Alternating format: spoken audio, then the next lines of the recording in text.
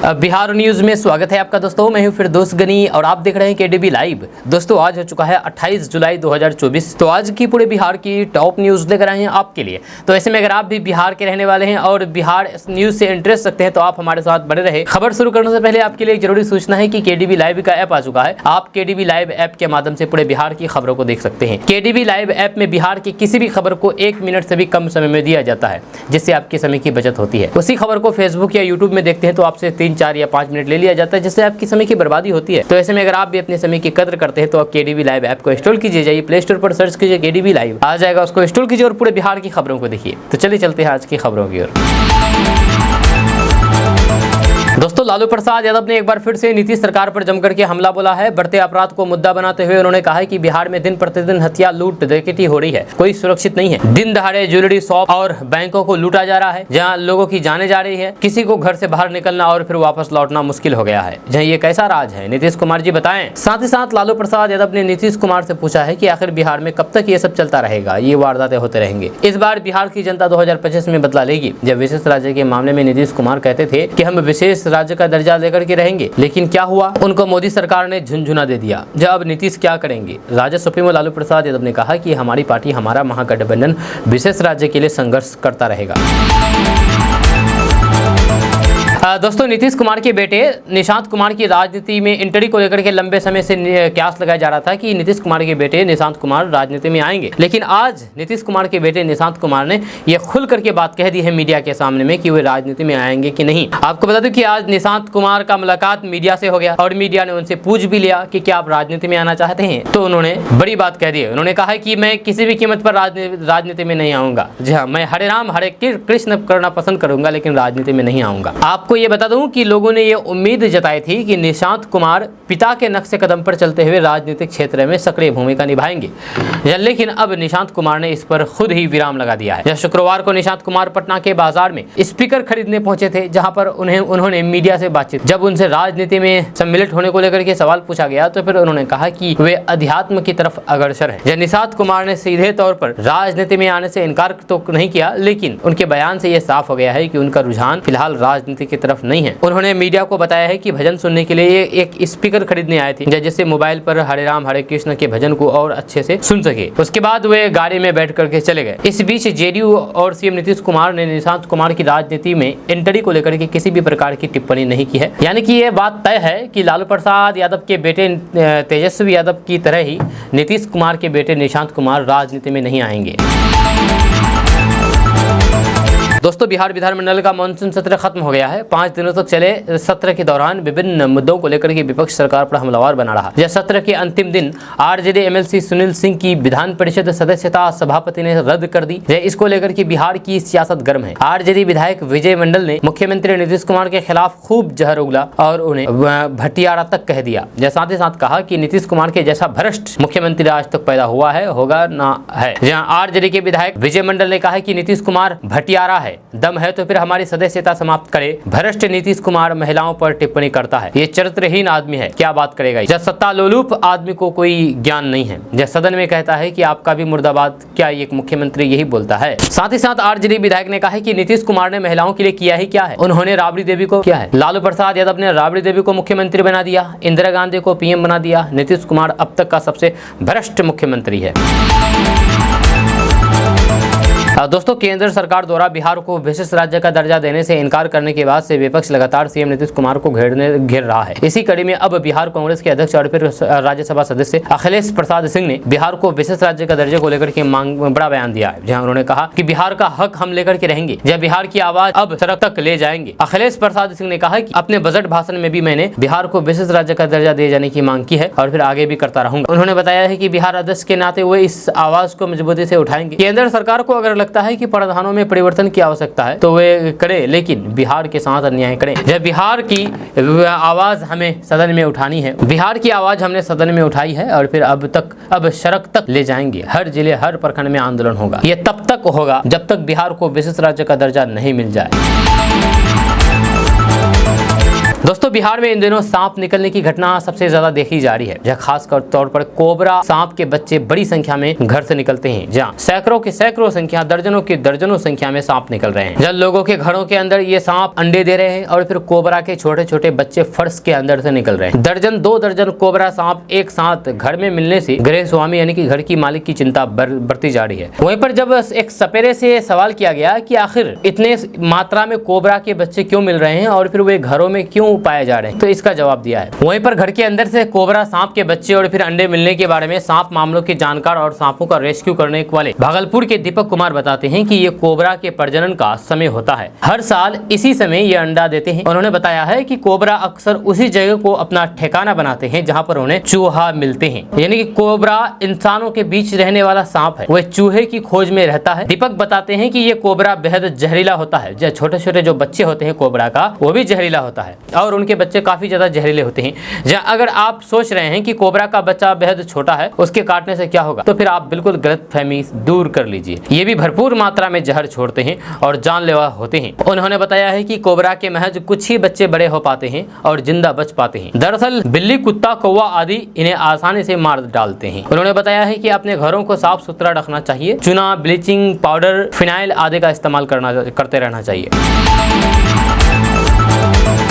दोस्तों सावन का महीना चल रहा है, लेकिन कम बारिश होने से बिहार की कई नदियां सूखी पड़ी है, जिसके कारण खेती करने वाले किसानों को काफी परेशानियों का सामना करना पड़ रहा है। जब बिहार के किसान धान रोपने के लिए पानी का इंतजार कर रहे हैं। एक रिपोर्ट के मुताबिक बिहार की कई नदियां सावन में सूखी है। जी हाँ, सारण, सिवान, रोहतास, नवादा, नालंदा, भोजपुर, बक्सर, औरंगाबाद, गया, पटना, अरवल, जहानाबाद समेत कई जिलों में सूखे जैसे हालात उत्पन्न हो गए। बारिश नहीं होने से धान की रोपनी भी प्रभावित हो रही है। आपको बता दें कि दक्षिण बिहार की नदियों की स्थिति सबसे ज्यादा खराब है। इन जिलों में 9 नदियां सूखी पड़ी है और फिर 10 नदियों में पानी काफी कम है। ऐसे में इन जिलों के किसानों को सुखाड़ जैसे हालात महसूस होने लगे। वहीं पर सिवान के किसान कहते हैं कि 15 जुलाई से 26 जुलाई के बीच यहाँ सिर्फ एक दिन ही बारिश हुई है। ये बारिश धान की खेती के लिए पर्याप्त नहीं है। वहीं पर अन्य जिलों के किसानों का भी यही कहना है कि हालांकि सरकार ने धान की फसलों की सिंचाई के लिए डीजल अनुदान देने का ऐलान किया है, जो किसान इसके लिए आवेदन कर सकते हैं। तो ऐसे में अगर आप भी किसान हैं तो आप डीजल अनुदान के लिए आवेदन कर सकते हैं।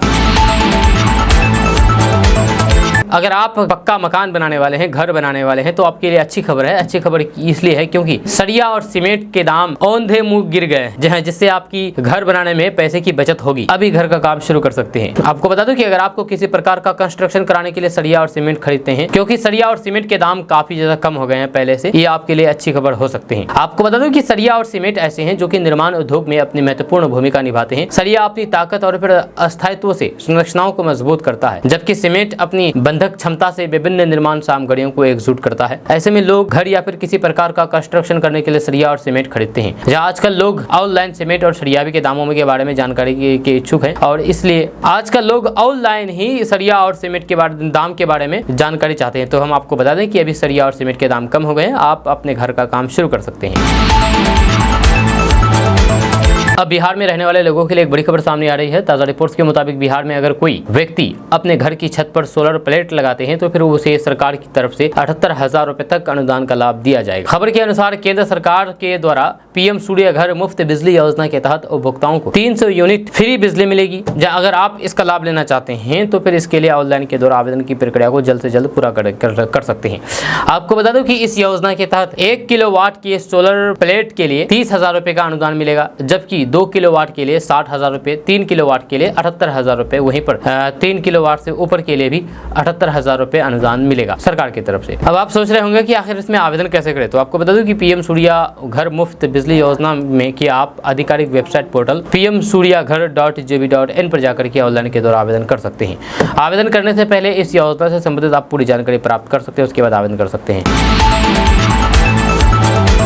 दोस्तों पटना में कोतवाली पुलिस स्टेशन को क्यूआर कोड से अपग्रेड किया गया है। जी आपको बता दें कि बिहार में जितने थाने हैं अब सभी थानों में धीरे धीरे क्यूआर कोड का इस्तेमाल किया जाएगा। आपको बता दें कि पटना शहर का ये पहला थाना है जहां पर क्यूआर कोड की सुविधा बहाल की गई है। सिटी एसपी चंद्र प्रकाश ने बताया है कि हम लोगों की टीम जिसमें SP west, SP east, SP ग्रामीण और फिर एसएसपी सदर स्वीटी सरावत शामिल है, सब ने मिलकर के मुख्यालय की आदेश अनुसार क्यूआर कोड डेवलप किया है। जो भी पीड़ित शिकायत लेकर के आएंगे वे क्यूआर कोड के जरिए अपना थाने से संबंधित फीडबैक पूरी तरीके से पारदर्शिता के साथ दे सकेंगे। दोस्तों नीट पेपर लीक मामले में सीबीआई 3 आरोपियों को हजारीबाग के उस राज गेस्ट हाउस पर ले गई है जहां से सोल्वरों ने पेपर सॉल्व किया था। सीबीआई ने वहां जांच के दौरान सीन रिक्रिएट किया और ये समझने की कोशिश की कि ये कैसी एग्जाम सेंटर से प्रश्न पत्र गेस्ट हाउस लाने के बाद उसे सॉल्व कराया गया है।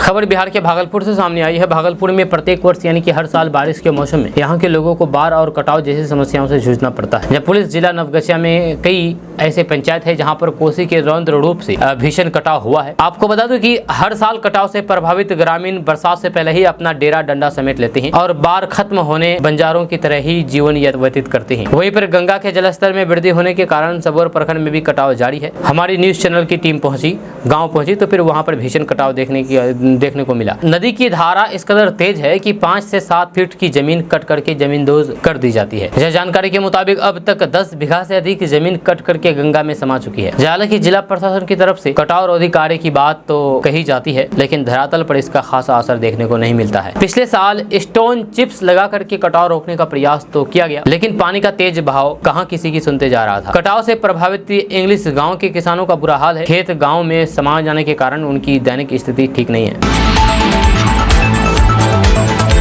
किशनगंज के सदर अस्पताल में 60 लाख रुपए का वित्तीय घोटाले करने का मामला सामने आया है। आपको बता दें कि शुक्रवार को civil surgeon doctor Rajesh Kumar ने गड़बड़ी होने की बात कही है। फिलहाल विभागीय जांच शुरू की जा रही है। जानकारियों के अनुसार 5 दिनों से सदर अस्पताल का ऑडिट किया जा रहा है। जानकारी के अनुसार 5 दिनों से सदर अस्पताल का ऑडिट किया जा रहा था। इसमें सदर अस्पताल के अकाउंटेंट अशोक कुमार ठाकुर ने सरकारी और फिर निजी कार्यों में 60 लाख रुपए खर्च करने और फिर ऑडिटर को खर्च करने को लेकर के उचित दस्तावेज नहीं देने की बात सामने आ रही है।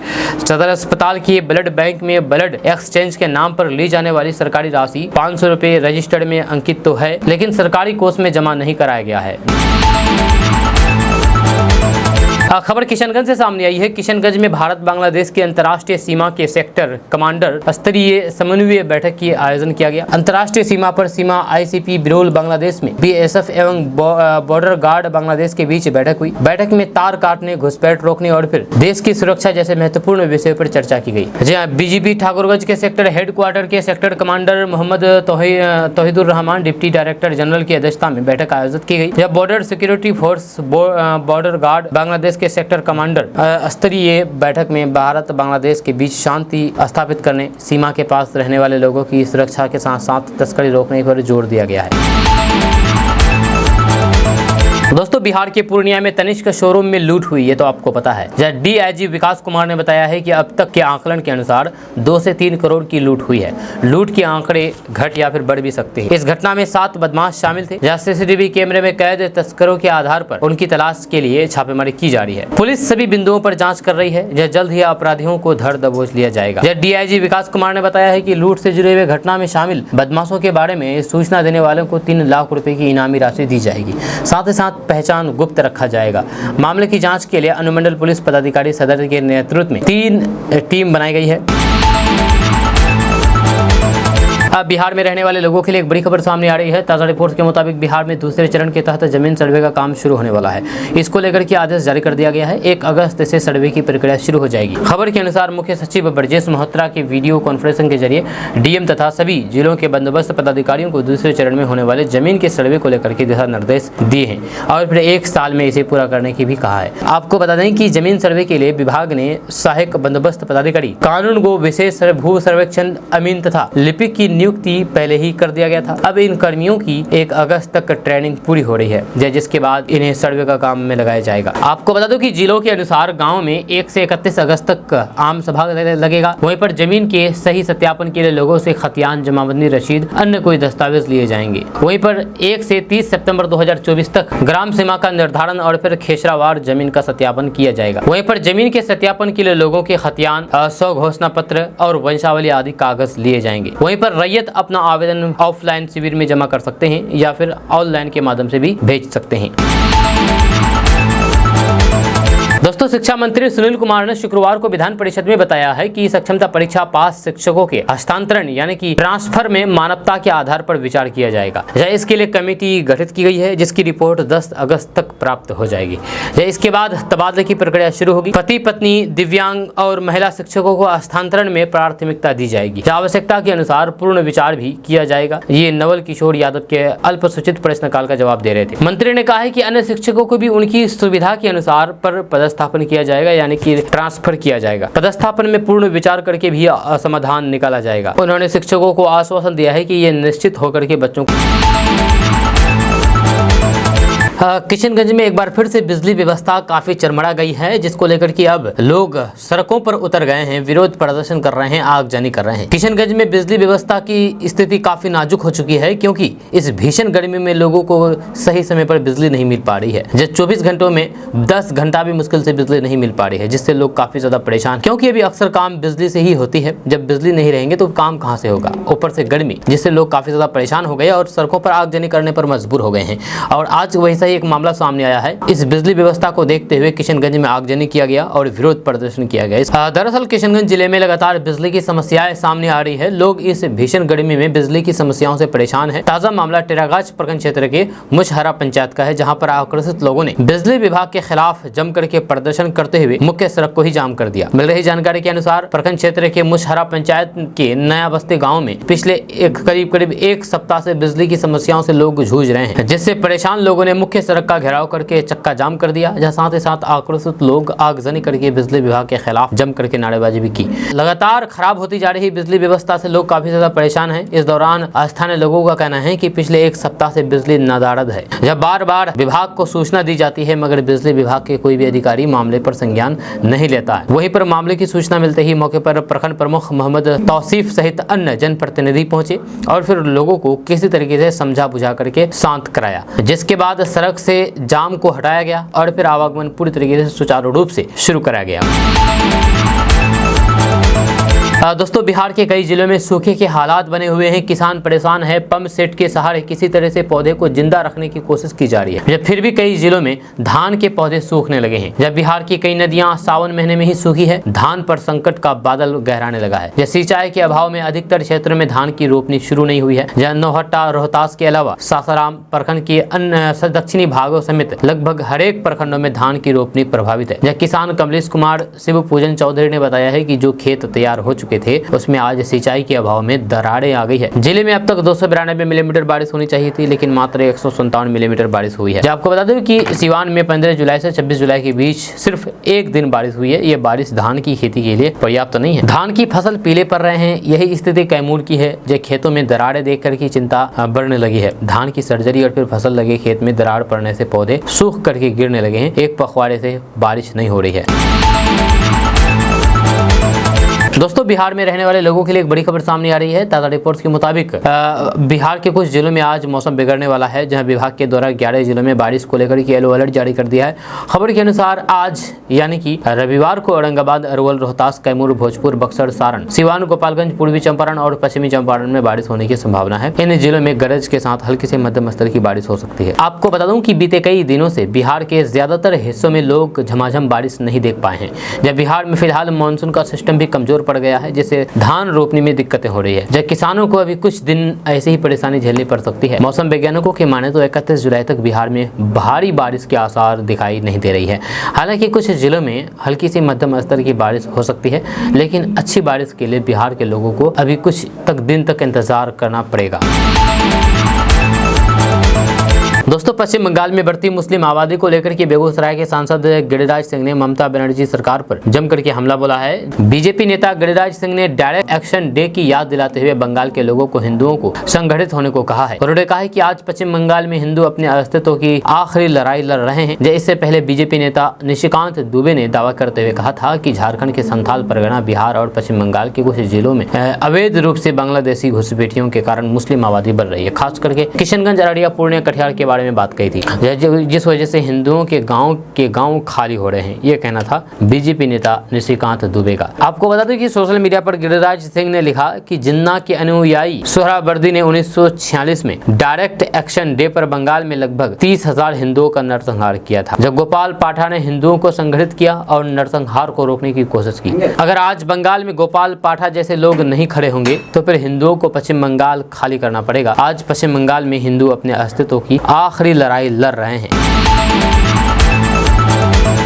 दोस्तों, बिहार में सरकारी नौकरी एक बड़ा राजनीतिक और फिर सामाजिक मुद्दा है, जहाँ सरकारी नौकरी को लेकर के आए दिन विपक्ष के लोग सरकार को घेरते हुए भी नजर आते हैं। अब नवादा में आईपीएस विकास वैभव ने सरकारी नौकरी को लेकर के बड़ी बात कह दी है, जहाँ आईपीएस विकास वैभव ने युवाओं को समझाने की कोशिश की है कि सरकारी नौकरी के भरोसे ना बैठे, अपना खुद का कोई कारोबार करें, इससे समाज और देश को ज्यादा फायदा होगा। जहाँ उनका कहना है कि हम मानते हैं कि रोजगार उपलब्ध कराने में सरकार की बहुत बड़ी भूमिका है, इसमें कोई संदेह नहीं है, लेकिन जहां तक सरकारी नौकरी की बात है तो कोई सरकार आ जाए, किसी भी पार्टी की सरकार आ जाए, बहुत प्रयास कर ले, सारी वैकेंसी से भी भर दें, तब भी सिर्फ 1% या फिर उससे कुछ अधिक संख्या में ही सरकारी नौकरी दे सकते हैं। यही सच्चाई है। उन्होंने आगे कहा कि अगर हम चाहते हैं कि बिहार में बेरोजगारी की समस्या दूर हो तो केवल सरकारी नौकरी पर हमारे युवा आश्रित नहीं हो सकते। ये बात हमारे युवाओं को समझनी होगी। सरकारी नौकरी जब हम करते हैं तो हम अपना और फिर अपने परिवार का कल्याण सुनिश्चित कर पाते हैं, लेकिन अगर हम कोई उद्योग लगाते हैं, कोई व्यवसाय करते हैं तो फिर अपने साथ साथ अपने अन्य लोगों को भी रोजगार दे पाते हैं। यह कहना है आईपीएस विकास वैभव का।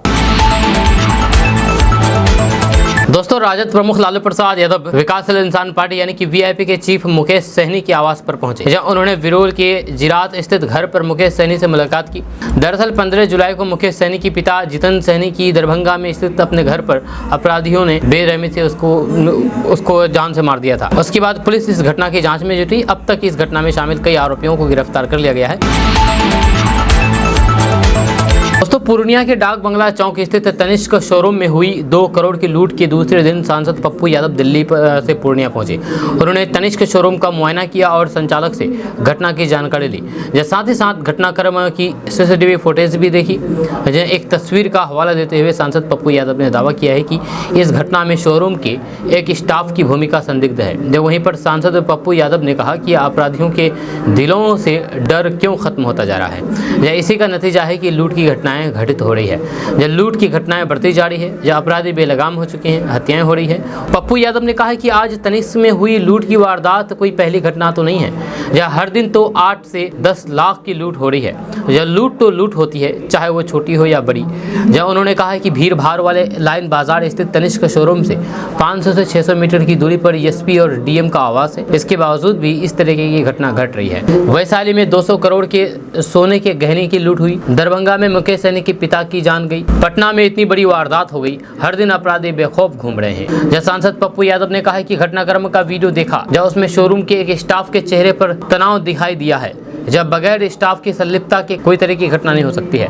जब सबके मोबाइल की डिटेल्स निकाली जाए, जब टोटो और फिर बाइक से भागने वाला अपराधी बहुत दूर नहीं भागा होगा, वह शहर में ही छिपा है। जब घटना से हमेशा पॉलिटिक्स नहीं करनी चाहिए। तंज कसते हुए पप्पू यादव ने कहा कि पेट और सिर में दर्द हो तो पप्पू यादव, फिर नीतीश कुमार और दो डिप्टी सीएम क्या करेंगे? ऐसा करें कि इन्हें हटा दें और हमें ही बैठा दीजिए। जो अनलगर बातें लिखते हैं उन्हें पहले अपने आकाओं से पूछना चाहिए। जो प्रशासन है उन्हें अपराधी को नहीं पकड़ना है। जब पुलिस प्रशासन का पूरा समय जमीन के कारोबारी और फिर माफियाओं के साथ होता है तो फिर वे अपराधी के पीछे कैसे जाएंगे? अभी तो सिर्फ 5 दिन ही सदन हुआ है और फिर मैंने अपनी बात पुरजोर तरीके से रखी है। 12 अगस्त से पहले सबको नंगा करूंगा, सब देखते जाइए। दोस्तों, बिहार के पूर्णिया जिले की रुपौली विधानसभा सीट से पूर्व विधायक बीमा भारती ने शुक्रवार को मुख्यमंत्री नीतीश कुमार से मुलाकात की। इसके बाद उनकी जनता दल यूनाइटेड यानी कि जेडीयू में वापसी की चर्चा तेज हो गई है। लोकसभा चुनाव से पहले बीमा भारती ने पाला बदल करके लालू प्रसाद एवं तेजस्वी यादव की पार्टी आरजेडी का दामन थामा था। इसके बाद उन्होंने आरजेडी के टिकट पर पूर्णिया लोकसभा सीट से चुनाव लड़ा, लेकिन निर्दलीय पप्पू यादव के हाथों बुरी तरीके से हार हुई। इसके बाद रुपौली विधानसभा सीट पर हुए उपचुनाव में भी बतौर आरजेडी प्रत्याशी बीमा भारती को निर्दलीय शंकर सिंह हाथों करारी हार का सामना करना पड़ा। जब बिहार विधानसभा के मानसून सत्र के आखिरी दिन बीमा भारती दोपहर लगभग 3:15 पर सीएम नीतीश कुमार से मिलने उनके चैम्बर पहुंची। जब थोड़ी देर इंतजार करने के बाद उन्हें चैम्बर के अंदर प्रवेश मिल गया। इस दौरान उनके साथ भारतीय जनता पार्टी यानी कि बीजेपी के पूर्व विधायक उषा विद्यार्थी भी मौजूद रही।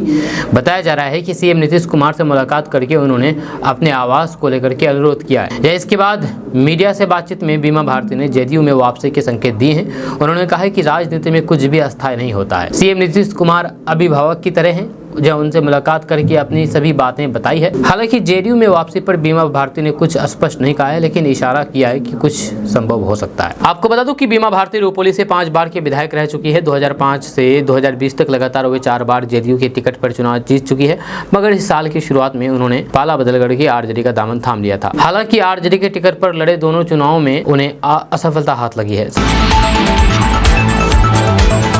दोस्तों, बिहार की सियासत में चुनावी रणनीतिकार प्रशांत किशोर को लेकर के खूब आरोप प्रत्यारोप लग रहे हैं। वहीं पर विरोधियों पर पलटवार करते हुए शनिवार को प्रशांत किशोर ने कहा कि हम बिहार इस बार जनता का ठेका लेकर के आए हैं ताकि जनता के लिए काम कर सके।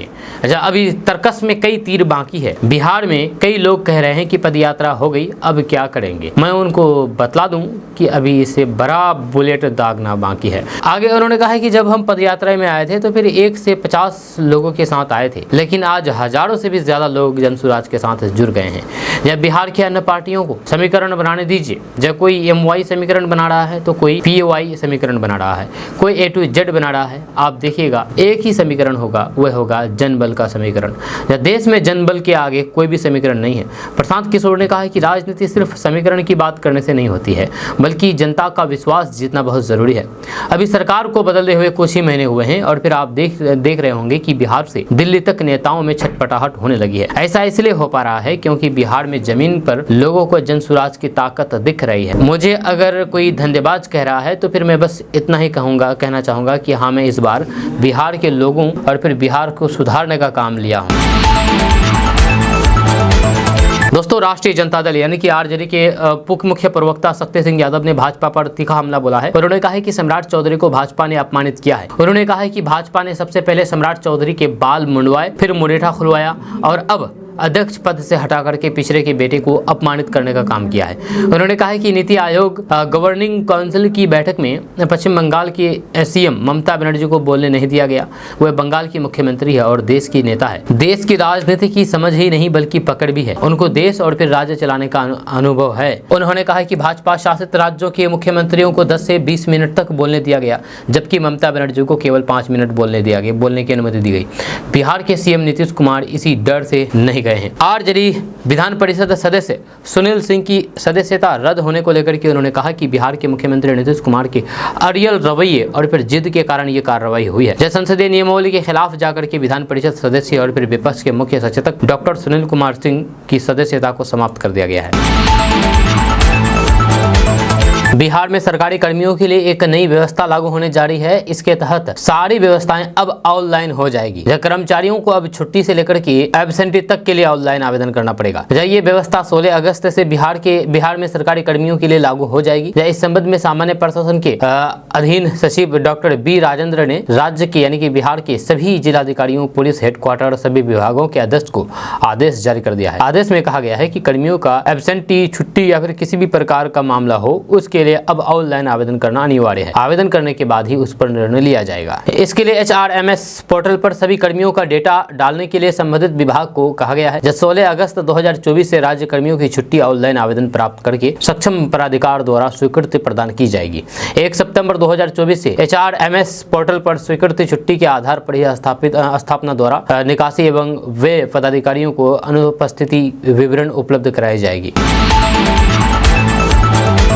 दोस्तों, बिहार में पढ़ाई करने वाले छात्र छात्राओं के लिए एक बड़ी खबर सामने आ रही है। ताजा रिपोर्ट्स के मुताबिक राज्य सरकार बिहार स्टूडेंट क्रेडिट कार्ड यानी कि बिहार स्टूडेंट क्रेडिट कार्ड योजना के तहत छात्रों को 4 लाख रुपए तक का लोन दे रही है। इसका लाभ लेने के लिए आप ऑनलाइन के द्वारा आवेदन कर सकते हैं। खबर के अनुसार 12वीं पास करने के बाद BTech, diploma, medical, nursing, BSc, BA, BCA, BBA, BCom, MCom, BEd, pharma, law, MBA, MTech, कृषि आदि की पढ़ाई करना चाहते हैं तो फिर आप इस योजना में आवेदन करके लाभ उठा सकते हैं।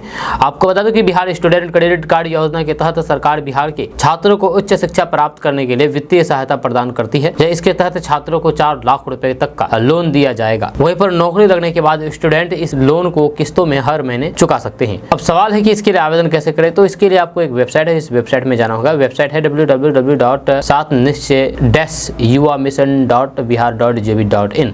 इस वेबसाइट पर जाकर के इस योजना के बारे में जानकारी प्राप्त कर सकते हैं। इसके बाद आप ऑनलाइन के माध्यम से आवेदन की प्रक्रिया को पूरा कर सकते हैं। आपको बता दें कि ये योजना बहुत पहले ही लागू की जा चुकी है और बहुत सारे छात्र बच्चे इस योजना का लाभ अब तक उठा भी चुके हैं, लेकिन अभी भी कई ऐसे बच्चे हैं जो अब तक इस योजना का लाभ नहीं उठा पाए हैं, क्योंकि उसको इसके बारे में जानकारी नहीं है। इसलिए आपको अभी केडीबी लाइव के माध्यम से बताया गया है। अगर आप भी स्टूडेंट हैं तो आप इस योजना का लाभ उठा सकते हैं, क्योंकि पढ़ाई में काफी ज्यादा खर्च होती है। तो सरकार से मिलने वाली सहायता की राशि से ही आप पढ़ाई पूरी करें और अपने घर के खर्च को कम करें। दोस्तों, दिलीप कुमार जायसवाल बिहार बीजेपी के नए अध्यक्ष बनाए गए हैं, ये तो आपको पता है। जहां इस नियुक्ति के बाद उनका मंत्री पद से इस्तीफा तय माना जा रहा है। दिलीप कुमार जायसवाल अभी नीतीश कैबिनेट में भूमि सुधार एवं राजस्व मंत्री हैं। दिलीप कुमार जायसवाल का इस्तीफा अगर होता है तो फिर ये पहली बार होगा जब विधानसभा के एक ही कार्यकाल में राजस्व विभाग में 4 मंत्री बदल जाएंगे। हालांकि बिहार में राजस्व एकमात्र विभाग नहीं है जहाँ पर मंत्री नहीं टिक पा रहे हैं, बल्कि नीतीश कैबिनेट के शिक्षा और गन्ना विभाग का भी यही हाल है। इस विभाग में भी नीतीश कुमार के रहते पिछले 4 साल में कई मंत्री बदले जा चुके हैं। आपको बता दूं कि बिहार में राजस्व विभाग को मलाईदार मंत्रालय के नाम से भी जाना जाता है। इस विभाग के जिम्मा सरकारी जमीनों का रखरखाव, भूमि माप और सीमांकन है। भूमि सुधार का काम भी इसी विभाग के अधीन है, जब बिहार के सभी अंचल अधिकारी भी इसी विभाग के तहत काम करते हैं। दिलचस्प बात है कि नीतीश सरकार के इस कार्यकाल में राजस्व मंत्री उपेक्षित ही रहते हैं। तो 2020 से अब तक इस विभाग में 4 मंत्री बन चुके हैं। 2020 से 2022 तक रामसूरत राय इस विभाग के मंत्री थे। नीतीश के पलटी मारने पर उनकी कुर्सी चली गई। 2022 में आरजेडी के दिग्गज नेता आलोक मेहता इस विभाग के मंत्री बनाए गए। जब मेहता ने मंत्री बनते ही राज्य के कई अंचल अधिकारियों की ट्रांसफर लिस्ट जारी कर दी। इससे नाराज होकर के नीतीश कुमार ने उनके फैसले पर ही रोक लगा दिया। जब ये विभाग इसके बाद ललित यादव के पास चले गई। जय नीतीश ने जब फिर पलटी मारी तो ये विभाग कुछ दिनों के लिए डिप्टी सीएम विजय सिन्हा के पास भी था, जब बाद में दिलीप कुमार जायसवाल को सौंपा गया। मंत्री बनते ही दिलीप कुमार जायसवाल ने इस विभाग में रिश्वतखोरी को लेकर के बड़ा बयान दिया था। उन्होंने कहा था कि बिना घूस लिए ही यहाँ पर कोई काम नहीं हो रहा है। जब 2020 के बाद से ही बिहार में शिक्षा सबसे विवादित विभाग बन गया है। जब पिछले 4 साल में इस विभाग में 5 मंत्री बदले जा चुके हैं। शिक्षा विभाग के बारे में हम बात कर रहे हैं। जब नीतीश कुमार 2020 में जब फिर से मुख्यमंत्री बने तो फिर उन्होंने शिक्षा विभाग की कमान मेवालाल चौधरी को सौंपी, लेकिन डिग्री विवाद में आने की वजह से चौधरी की कुर्सी चली गई। जब ये विभाग इसके बाद विजय चौधरी को दिया गया, लेकिन 2022 में नीतीश कुमार ने पलटी मारने की वजह से विभाग आरजेडी के खाते में चली गई। आरजेडी के चंद्रशेखर यादव इस शिक्षा विभाग के मंत्री बनाए गए। मंत्री बनने के बाद चंद्रशेखर खूब विवादों में आए, जिससे नाराज होकर के नीतीश कुमार ने इसकी कमान आलोक मेहता को दे दी। हालांकि मेहता इस विभाग में ज्यादा दिन तक नहीं रह पाए। नीतीश के पलटी मारने की वजह से ये विभाग फिर से विजय कुमार चौधरी के पास चले गई। बाद में चौधरी से लेकर के ये विभाग सुनील कुमार को दी गई। बिहार में कानून विभाग का भी हाल यही हाल है। इसमें भी कई बार मंत्री बदले जा चुके हैं। मंत्री इसमें भी नहीं टिके हैं। दोस्तों, बिहार सरकार मुख्यमंत्री बागवानी मिशन के तहत बिहार में ड्रैगन फ्रूट की खेती को बढ़ावा देने के लिए 40% सब्सिडी दे रही है। जब सरकार की तरफ से इस योजना के लिए 3 करोड़ रुपए की स्वीकृति दे दी गई है। जब ड्रैगन फ्रूट विकास योजना के तहत 3 सालों तक 21 जिलों में ड्रैगन फ्रूट के चौथे पौधे लगाए जाएंगे। जब अभी बिहार के कटिहार, पूर्णिया और किशनगंज में बड़े पैमाने पर ड्रैगन फ्रूट की खेती की जा रही है। बाजार में ड्रैगन फ्रूट की बढ़ती मांग को देखते हुए खेती विस्तार के लिए DPR तैयार कर ली गई है। आपको बता दूं कि ड्रैगन फ्रूट एक औषधीय फल है। इसका इस्तेमाल कई बीमारियों में होता है। जहाँ वहीं पर बाजार में इस फल का अच्छा मूल्य मिलता है, इसलिए किसानों को इसकी खेती करने के लिए अच्छा मुनाफा मिलेगा। इसी वजह से बिहार समेत कई राज्यों में ड्रैगन फ्रूट की खेती को काफी बढ़ावा दिया जा रहा है। आपको बता दूं कि बिहार सरकार ने बिहार में ड्रैगन फ्रूट की खेती को बढ़ावा देने के लिए किसानों को 3 लाख रुपए की सब्सिडी दे रही है। जहाँ ड्रैगन फ्रूट की खेती के लिए कुल लागत 7,50,000 रुपए है। बाग लगाने पर किसानों को 40% अनुदान दिया जाएगा। अनुदान के 3 लाख रुपए 3 किस्तों में दिए जाएंगे। हालांकि किसानों को पौधारोपण का सामान खुद खरीदना होगा। यह योजना का लाभ उठाने के लिए किसानों को डीबीटी पोर्टल पर जाकर के ऑनलाइन के द्वारा आवेदन करना होगा।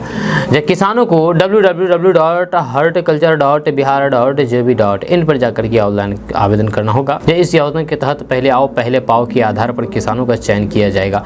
योजना का सबसे ज्यादा लाभ सामान्य वर्ग के लोगों को मिलेगा। इसमें 78% सामान्य, 20% अनुसूचित जाति, 1.44% अनुसूचित जनजाति और 30% महिलाओं की भागीदारी सुनिश्चित की जाएगी। बिहार में ड्रैगन फ्रूट की खेती को बढ़ावा देने के लिए भोजपुर, गोपालगंज, जहानाबाद, सारण, सीवान, सुपौल, औरंगाबाद, बेगूसराय, भागलपुर, गया, कटिहार, किशनगंज, मुंगेर, मुजफ्फरपुर, नालंदा, पश्चिमी चंपारण, पटना, पूर्वी चंपारण, पूर्णिया, समस्तीपुर और वैशाली में ड्रैगन फ्रूट की खेती होगी।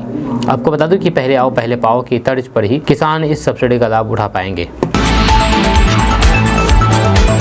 दोस्तों, पटना में कुछ दिन पहले युवा कांग्रेस के कार्यकर्ताओं पर जम करके लाठियां बरसाई गई। अब इसके विरोध में आज किशनगंज में कांग्रेस कार्यकर्ताओं ने विरोध मार्च निकाला है। जहां आपको बता दूं कि ये विरोध मार्च ओबीसी मोर्चा के द्वारा निकाला गया है, कांग्रेस ओबीसी मोर्चा के द्वारा। जहां आपको बता दूं कि इसकी अध्यक्षता शंभू यादव कर रहे थे, जिसका नेतृत्व किशनगंज जिला कांग्रेस अध्यक्ष इमाम अली चिंटू ने किया है। इस अवसर पर दर्जनों कांग्रेसों ने किशनगंज के सुभाषपल्ली चौक में प्रधानमंत्री मोदी और बिहार के मुख्यमंत्री नीतीश कुमार के खिलाफ विरोध प्रदर्शन करके गुस्सा दिखाया है। इस अवसर पर दर्जनों कांग्रेस कार्यकर्ताओं ने किशनगंज के सुभाषपल्ली चौक में प्रधानमंत्री नरेंद्र मोदी और बिहार के मुख्यमंत्री नीतीश कुमार के खिलाफ विरोध प्रदर्शन करके गुस्सा जताया है। इस दौरान मुख्य रूप से मौजूद रहे युवा कांग्रेस के जिला अध्यक्ष मोहम्मद आजाद साहिल ने नीतीश सरकार को नौजवान विरोधी सरकार बताते हुए यूथ कांग्रेस के राष्ट्रीय अध्यक्ष, प्रदेश अध्यक्ष, किशनगंज युवा अध्यक्ष सहित दर्जनों कांग्रेस कार्यकर्ताओं ने बिहार सरकार के खिलाफ जमकर के नारेबाजी किया। इस दौरान कांग्रेस जिला उपाध्यक्ष मोहम्मद शफी अहमद ने बिहार सरकार को होश में रहने की नसीहत देते हुए किशनगंज युवा कांग्रेस जिला अध्यक्ष मोहम्मद आजाद साहिल के पैर में आई चोट का जल्द से जल्द स्वस्थ होने की कामना की है। उन्होंने कहा है कि बिहार का नौजवान अब अपने को पहचान लिया है। इस दौरान युवा कांग्रेस जिला अध्यक्ष मोहम्मद आजाद साहिल ने एनडीए सरकार को चेतावनी देते हुए कहा कि हम कांग्रेस के लोग ऐसे कायराना हरकतें कतई बर्दाश्त नहीं करेंगे और सरकार की ईंट से ईंट बजा देंगे। आपका इसके बारे में क्या कहना है, नीचे कमेंट बॉक्स में कमेंट करके जरूर बताइएगा।